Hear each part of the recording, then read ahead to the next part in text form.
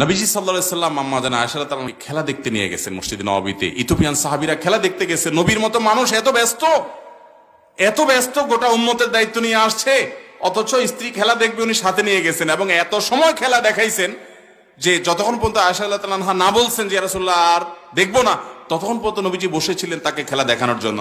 তার তো খেলা দেখার মতো টাইম নেই।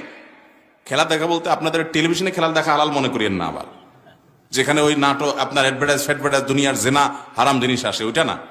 এটা লাইভ, সরাসরি মাঠের, সেখানে যে হারাম কিছু না হয় সরাসরি দেখলেন। তো নবী সাল্লাল্লাহু আলাইহি সাল্লাম তার স্ত্রীকে এত কেয়ার করেছেন, এত যত্ন করেছেন, এত সময় দিয়েছেন।